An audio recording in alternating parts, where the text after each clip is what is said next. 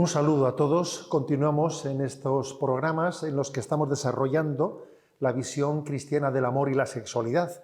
Os recuerdo que la primera reflexión tenía como título ¿qué visión tiene la Iglesia de la sexualidad? La segunda fue la familia según el plan de Dios. La tercera fue aprender a amar, madurez en el amor. Y hoy que desarrollamos la cuarta, tiene como título heridas afectivas en la adolescencia. Como veis, entramos en un tema como muy concreto, en el que muchas veces sufrimos en el seno de la familia. Hoy en día se habla mucho de las heridas biográficas o afectivas. No hablo exclusivamente de las personas que han sufrido algún tipo de agresión, que también, sino de las personas que no se han sentido suficientemente amadas en su edad temprana. Pues porque han tenido problemas familiares o tal vez, aunque no los haya habido en gran medida, son muy sensibles y han percibido determinados desórdenes de una manera pues muy fuerte, la han sufrido de una manera incluso desproporcionada, ¿no? Y estas situaciones han generado heridas que tienen consecuencias grandes, pues muy incisivas en la vida adulta. Esta falta de afecto que alguien ha podido tener en su infancia, en su adolescencia, produce en el hijo una sensación de que no es valioso, una profunda herida. El niño no suele pensar, no me quieren porque están muy ocupados, no, sino más bien suele tender a pensar, no me quieren porque yo soy malo, porque no me lo merezco, soy menos importante que mis amigos, tiende a pensarlo, a recibirlo de una manera en la que pierde su autoestima. Un poco como que sin culpa de esa falta de amor de la que está siendo objeto, ¿no? Es decir, desarrolla una baja autoestima. Una baja autoestima que se suele manifestar de dos maneras, que parecen contradictorias, pero las dos maneras a veces se pueden acontecer en momentos distintos de la misma persona. Por una parte, a veces esa baja autoestima pues, se suele tener su momento de tristeza, dependencia de otras personas, dificultad de tomar decisiones, inseguridad. Pero a veces uno estalla y esa falta de autoestima pues se manifiesta en el intentar dominar a los demás, quedar por encima de los demás, ser pues prepotente, querer quedar por encima. En el fondo pues es una manifestación del narcisismo, que a veces el narcisismo pues se manifiesta en un encerrarse, ¿no? En un victimarse y quedarse uno encerrado en su propia burbuja, pobrecito de mí, pero otras veces se manifiesta de una manera agresiva, pues pretendiendo uno quedar por encima de todos los demás de una manera prepotente, ¿no? Lo cierto es que esas heridas es muy importante que seamos capaces de identificarlas para poder acompañarlas, para que no generen incluso problemas de identidad sexual, dificultades para poder llevar adelante un amor maduro, para que no destrocen también la vida familiar. Qué importante es identificar esas heridas, estar atento también preventivamente, ¿no? a su formación. Pero las heridas no solo nacen de haber tenido modelos desestructurados en la familia, de haber recibido malos puntos de referencia, sino que también es obvio que la adolescencia es una edad difícil. A ver, la adolescencia es una edad difícil en la que en una familia se puede llegar a sufrir mucho, porque se producen crisis profundas, bastante impredecibles y sin explicación lógica, porque quizás pues si por algo se caracteriza la adolescencia es porque le falta lógica muchas veces, ¿no? Uno no se entiende a sí mismo, tiene muchas paradojas, muchas incoherencias. Por ejemplo, voy a subrayar algunas, Pues a veces un adolescente suele estar pivotando entre la presunción o la desesperación. Parece que son dos cosas contradictorias, ¿no? La autosuficiencia de quien tiene una falsa seguridad en sí mismo de que se considera el ombligo del mundo, ¿no? O, por el contrario, pensarse que soy una basura, que no sirvo para nada, hubiese deseado no haber nacido y estoy deseando de quitarme de en medio en esta vida. Pues es posible que en la adolescencia se pueda estar pivotando entre la presunción y la desesperación. Pues porque sencillamente es un tiempo de falta de equilibrio en el que todavía el equilibrio no se ha alcanzado y uno tiene esos vaivenes tan fuertes, ¿no? También a veces en la adolescencia se está pivotando entre el afecto y la rebeldía. Uno tiene ternura de amor hacia sus padres, pero al mismo tiempo es inconformista, rebelde, tiene espíritu de contradicción, afán de discutir con sus padres, y entonces uno dice, pero bueno, pero qué contradicciones, si este chaval a veces es súper afectuoso, súper cariñoso, y luego de repente tiene su versión rebelde, ¿con qué me quedo yo? ¿Con la imagen del afectuoso, con el cariñoso, o con la imagen del rebelde? ¿Cómo puede tener esos vaivenes dentro de él? O, por ejemplo, también en la adolescencia acontece que uno a veces tiene grandes ideales, es muy idealista, y luego, por otra parte, pues hace un pacto egoísta con sus egoísmos, ¿no? Por ejemplo, igual es reivindicativo de la justicia universal, ¿no? De la justicia universal, y luego resulta pues, que él es un egoísta que lo quiere todo para él y sobrepone su egoísmo sobre sus hermanos. Aquel que es una especie de apologeta de la justicia internacional, sin embargo, no es capaz de vencer sus egoísmos en la relación con los demás, ¿no? Y sobre todo, también quiero subrayar la siguiente contradicción muy propia de la adolescencia. Por una parte, aquel que valora mucho la autenticidad, ser auténtico, ser tú mismo, no dejarte llevar, ¿no?, de la esclavitud de lo que los demás piensen de ti, pero al mismo tiempo también tener todo tipo de complejos de, pues, que si no respondo a las modas, si no respondo a lo que los demás desean de mí o me piden, pues enseguida entro en complejos, porque mi cuerpo no responde a unos estándares o a mi forma de vestir, y enseguida entro en complejos. Y como es posible que yo reivindique tanto que tenemos que ser auténticos y que no me importa lo que piensan de mí cuando luego estoy lleno de complejos por cómo visto, cómo me miran. Sí, la adolescencia es un tiempo de contradicciones. Y en esa educación de la cual hablábamos también en la sesión anterior, en esa educación de aprender a amar, pues creo que es clave, ¿no? Que es clave el cómo nos adentramos en la importancia de educar en una sana autoestima, tanto en la infancia como en la adolescencia. La falta de autoestima que se suele a veces hacer patente, ¿no?, en esa necesidad de reconocimiento que uno tiene para alcanzar seguridad y superar su vulnerabilidad. Porque como no tenga esa seguridad en sí mismo, tendrá el riesgo de mendigar reconocimiento. Y claro, cuando uno mendiga reconocimiento, acaba haciendo todo lo que los demás quieren que él haga, pues para ser aceptado. Entonces es totalmente vulnerable, claro.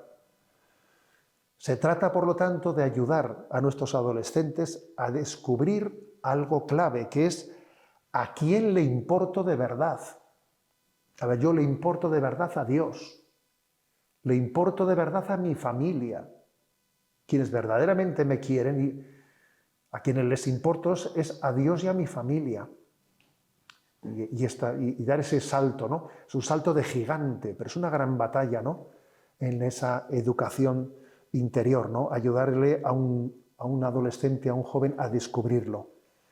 Para ello será importante el reto, fijaros bien, el reto de no avergonzarse, no avergonzarnos de los valores recibidos en la familia. Ese no avergonzarse suele tener síntomas. Por ejemplo, el síntoma de que no me gusto a mí mismo, no estoy a gusto conmigo mismo, me hago huidizo, esquivo, tengo resistencia a dejarme querer, me siento como avergonzado. Por ejemplo, no tolero en público manifestaciones de cariño de mis padres porque me siento ridículo si los demás lo ven, ¿no? Y entonces no tenemos que escandalizarnos ante esto, ni sentirnos decepcionados, ni pensar de que mis hijos me han traicionado. No, tenemos que ser conscientes de que viven esa difícil etapa de la adolescencia, ¿no? Hay que tener paciencia. Bien, pero quizás un primer paso, aunque uno no pueda dejar de sentir esa vergüenza tóxica, pues un primer paso pueda ser el que les ayudemos a nuestros hijos a que caigan en cuenta de lo irracional que es esa vergüenza, aunque no puedan dejar de sentirla, pero un poco, como diríamos, avergonzarnos de nuestra vergüenza tóxica. Es cierto que existe esa vergüenza tóxica dentro de nosotros, ¿no? Es verdad que solo con decirle a un adolescente, te das cuenta de que te estás avergonzando de algo de lo que no debías de avergonzarte, solo con decírselo no se soluciona el problema. Y a veces es importante llegar a iluminarle, a hacerle entender eso que le está aconteciendo. Y permitidme que os comparta una experiencia que es que a veces ayuda mucho a un adolescente el verse un poco desde fuera. No meramente en esa reprensión que le hace un padre, no, sino el verse desde fuera, porque entonces él juzga las cosas con mayor objetividad. Y para eso suele ayudar mucho, os va a sorprender tal vez el consejo que os voy a dar, pero puede ayudarle mucho el cine, un buen cine, que hay muchas películas que abordan las crisis de adolescentes, para que alguien se vea a sí mismo desde fuera y se vea con mucha mayor objetividad, ¿no? Yo puedo decir que en mi experiencia de trabajo con los jóvenes he utilizado pues, muchas de estos recursos. Ahora voy a hablar de algunas películas que obviamente ya tienen bastantes años. La Rebelión en las aulas, aquellas películas de Sidney Poitier, Una historia del Bronx, Educando a Jota, Beautiful Boy, Siempre serás mi hijo, En un mundo mejor, Maktub, La Ola, Vivir para siempre, Win-Win, ganamos todos, Las vidas de Grace, la serie de Juan de Arcadia. Hay muchos recursos que son muy interesantes para que un joven afronte esta crisis de la adolescencia y afronte esa vergüenza tóxica en la que alguien puede romper con sus raíces familiares, ¿no? Porque claro, la pregunta es, ¿quién es más real? ¿El adolescente que se hace el duro ante sus padres, que tiene su afectividad, que parece que está secuestrada, que la encubre haciéndose el duro, retando a sus padres? ¿Ese es el joven real? ¿O aquel que cuando se va a la cama lloras, derrama lágrimas acurrucado en las sábanas y sus padres no imaginan que está llorando porque en el fondo se siente avergonzado de la situación generada en la familia? ¿Quién es más real? ¿El primero, el retador, el provocador, o el segundo que está sufriendo, ¿no? ¿Qué pesa más en nuestra vida? ¿Mi imagen o mi realidad? Nosotros, obviamente, lo que tenemos que intentar es que con un acompañamiento paciente que identifique las heridas, que seamos capaces de identificarlas, de sanarlas, de pedir perdón también, si ha podido existir en nosotros una cierta causa que haya generado heridas, o sencillamente tener paciencia en el desarrollo de una crisis de un adolescente, le ayudemos a superar esa tendencia a avergonzarse de su familia y de sus raíces, ¿no? Jesús dice en el Evangelio, bienaventurado aquel que no se avergüence de mí. Y eso mismo, pues creemos que tiene que ser trasladado a la propia familia, ¿no? Bienaventurado quien no se avergüence de su familia, quien no se avergüence de su educación, ¿no? De la educación que ha recibido con buenos valores. Pero obviamente este proceso hay que hacerlo con paciencia, porque es cierto que hay una gran batalla para vencer la inmadurez del emotivismo, y de esto os quisiera hablar en este momento, la inmadurez del emotivismo. Nuestra cultura tiende a confundir amor y emoción, con consecuencias muy graves para los adolescentes. Y qué importante será que en esa educación al amor, de la cual ya hablábamos también en la sesión anterior, introduzcamos por ejemplo, ese principio ignaciano de San Ignacio de Loyola, en el que se subraya cómo el amor se muestra más en las obras que en las palabras, incluso que en los gestos. Es importante que entendamos que el amor maduro se muestra más en las obras, más que en los besos, más que en las palabras, en las obras. Será importante también, además de este principio ignaciano, subrayar la diferencia esencial entre apetecer y querer, entre sentir y querer. Son cosas distintas. No es lo mismo lo que yo siento que lo que yo quiero hacer mío. Por el hecho de que lo haya sentido no lo quiero hacer mío, ¿no? A veces sencillamente sentimos, tenemos sensaciones que no por ello forman parte de nuestra voluntad. Tenemos sensaciones contradictorias y no nos asustamos por ello, no nos sentimos hipócritas por ello, sino que sabemos sobrellevar ese momento de crisis. Algunas ideas para llevar adelante el camino de sanación de estas heridas afectivas de infancia, de adolescencia. Algunas ideas para caminar. La primera, somos lo que somos para Dios, no lo que los demás perciban de nosotros. La realidad de nuestra vida es cómo Dios nos ve. Por eso muchas veces tenemos que referirnos a Él y pedirle que nos dé luz. Señor, ¿cómo me ves? ¿Qué opinas de mí? Yo creo que nos tenemos que atrever a hacer esta pregunta. Señor, ¿tú cómo me ves? Primer aspecto clave para ir camino de sanación. Segundo, partir del convencimiento de que Dios nos quiere tal y como somos. A pesar de nuestras contradicciones, a pesar de tu crisis, Dios te quiere tal y como eres. No está esperando a que venzas tu crisis para empezar a quererte. Te quiere tal y como eres. Pero al mismo tiempo te desea la madurez, la santidad. Porque obviamente cuando a alguien se le quiere a una persona se desea su bien. Dios te quiere tal y como eres, pero te sueña distinto, te sueña santo. Pero te quiere tal y como eres, ¿eh? Creo que introducir esto en el corazón de un joven, de un adolescente es clave para superar complejos, para superar faltas de autoestima. Dios te quiere tal y como eres y al mismo tiempo te llama a la santidad. Por eso tenemos que preguntarle a Dios, como he dicho muchas veces, Señor, ¿qué piensas de mí?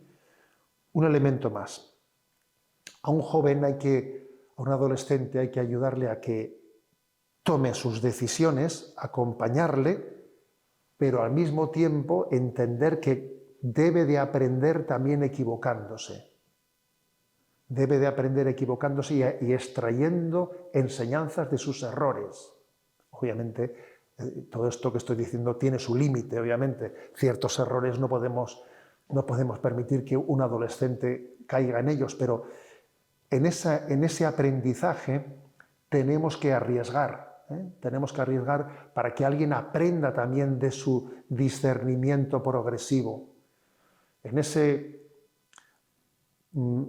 proceder solamente por obediencia a ser alguien autónomo en sus decisiones tiene que haber una transición en la que acompañemos, iluminemos y dejemos que él vaya tomando las decisiones al mismo tiempo en un diálogo con él. Cuarto aspecto importante, ¿no?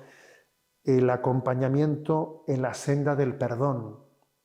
Entender que perdonar es muy sanador. En la adolescencia se cometen muchos errores en esta vida, se cometen muchos errores, ¿no?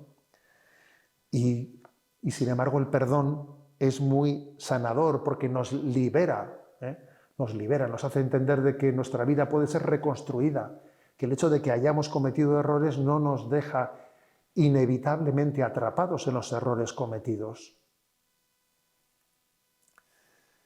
Importante también respetar los tiempos de la persona, respetar los tiempos de crecimiento. Si algo se necesita en el tiempo de la adolescencia es paciencia. Creo que es la virtud del educador por antonomasia en ese tiempo de la adolescencia, la paciencia. La educación en la resiliencia, este famoso término del cual pues, hablamos, ¿no? Hablamos con frecuencia, la resiliencia, que es la capacidad de sobreponerse ante eventos adversos. En la vida hay muchas contrariedades. La importancia está en tener nuestra capacidad de sobreponernos, de no quedarnos quebrados ante los fracasos, sino tener la capacidad de aprender de todo y seguir creciendo, ¿no? Para eso esa fortaleza, educar en la fortaleza, educar en no quedarnos, no ser tan vulnerables para que pues un fracaso, entre comillas, nos deje destrozados interiormente. Saber que somos mucho más que nuestros errores, que somos mucho más que ellos, ¿no? El aprender a tener paciencia con uno mismo, que muchas veces es más difícil todavía que tener paciencia con el prójimo. Aprender a tener paciencia con uno mismo. En definitiva, ¿no? Esta formación es difícil. Esta formación no es sencilla y se sufre mucho en este educar en el amor, educar en la madurez.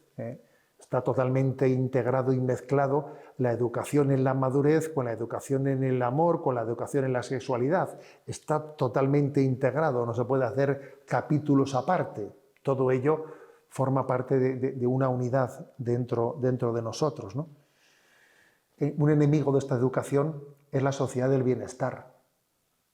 La sociedad del bienestar, pues, que nos hace pues, fácilmente esclavos de nuestra comodidad. El hecho de que tengamos nuestras necesidades fácilmente satisfechas, ¿no? De manera que eso nos dificulte luchar por conseguir objetivos, ¿no? La sociedad del bienestar también requiere que nosotros seamos conscientes de que este materialismo nos debilita y que es importante que nos dediquemos en la austeridad. Si no tenemos austeridad, difícilmente podemos luchar contra nuestras fragilidades, ¿no? También otro riesgo que existe es el de la sobreprotección. A veces, como la natalidad ha disminuido tanto, esto se ha traducido en una sobreprotección en los hijos. A veces, queriendo quererles mucho, se les puede querer de una manera equivocada con una sobreprotección que les hace muy vulnerables, que les hace muy débiles y que luego, cuando tienen su crisis de adolescencia, pues resulta más explosiva que nunca, porque parece que están como odiando a quienes les han querido sobreproteger. Por lo tanto, creo que es importante huir de la sobreprotección. Sin duda también creo que parte de esta pedagogía que tenemos que abordar es la de afrontar las responsabilidades, educarnos en afrontar responsabilidades, porque únicamente se crece ante responsabilidades de las cuales uno toma conciencia, es clave, ¿no? Por eso, ante estos, digamos, ¿no?, estos elementos, todos ellos que conforman el panorama educativo, pedagógico, con el que afrontamos las crisis de la adolescencia, tenemos que pedirle a Dios la gracia de que Él nos dé el carisma que tiene que tener un sacerdote, que tiene que tener un obispo, que tiene que tener un padre de familia, que es de tener una autoridad coherente en la que integre el afecto y la normatividad. Las dos cosas tienen que estar integradas. Expresar un amor incondicional y al mismo tiempo poner límites adecuados en la forma de comportamiento en la familia. Dar pautas y ayudar a crecer. Tenemos que pedir la gracia de Estado, la gracia del Espíritu Santo para saber incorporar estos aspectos, ¿no? Y permitirme un tema clave. Una mala relación esponsal es muy peligrosa y hace imposible esta educación. El vacío insoportable, ¿no?, que se genera con una mala relación esponsal tiende a llenarse con una relación posesiva con los hijos. Esto es un panorama muy frecuente. Una mala relación esponsal hace que uno se centre en sus hijos, abandonando el esposo o la esposa, y entonces busca en ello su consuelo y está de alguna manera pues, impidiéndoles que crezcan. Porque uno no les deja crecer porque tiene una necesidad de ellos, porque se ve solo en su relación esponsal. Esto es muy frecuente y creo que es una de las, uno de los, podríamos decir, panoramas o escenarios más frecuentes en los que cuando los matrimonios o las familias en crisis se acercan a los centros de orientación familiar, necesitan detectar esta gran herida.